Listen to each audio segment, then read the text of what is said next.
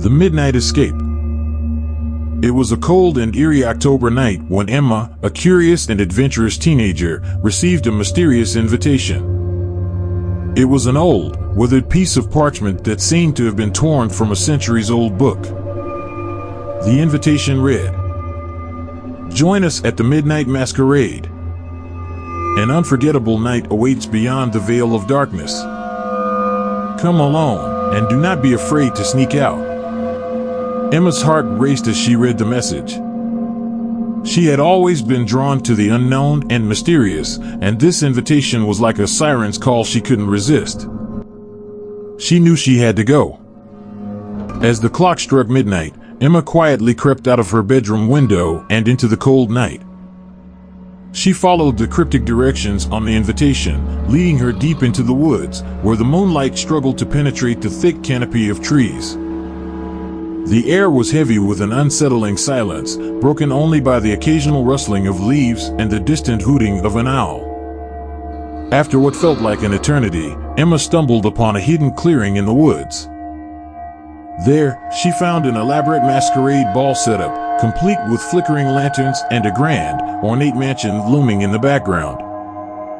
The mansion looked ancient and abandoned, its windows shattered and vines creeping up its walls.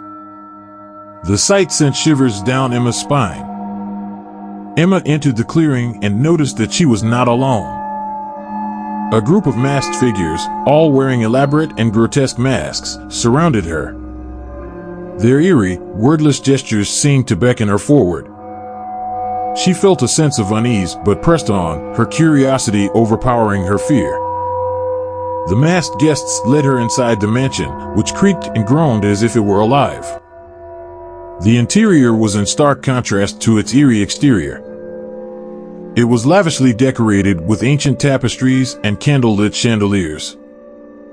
The guests guided her into a grand ballroom where the masquerade was in full swing. The masquerade was unlike anything Emma had ever seen. The masked guests twirled and danced in eerie harmony, their movements both graceful and unsettling. Emma joined the dance, the haunting music echoing through the mansion. She couldn't shake the feeling that something was terribly wrong. As the night wore on, Emma tried to remove one of the masked guests' masks in a desperate attempt to uncover their identity. To her horror, she found only an empty, hollow void behind the mask.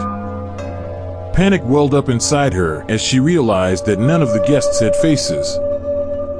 They were all shadows, dancing to an otherworldly tune. Emma knew she had to get out of the mansion, away from the faceless dancers and the haunting music. She slipped away from the dance and sprinted through the dark corridors, the mansion seemingly shifting and changing around her. The walls groaned, and the very architecture seemed alive, conspiring to keep her trapped. As Emma finally burst through the front doors and back into the moonlit night, she realized that the mansion had vanished without a trace. She was alone in the woods, gasping for breath and covered in sweat. She couldn't shake the feeling that she had narrowly escaped a nightmare beyond her wildest imagination. To this day, Emma can't explain what happened that night, and the memory of the faceless dancers and the haunted mansion haunts her dreams.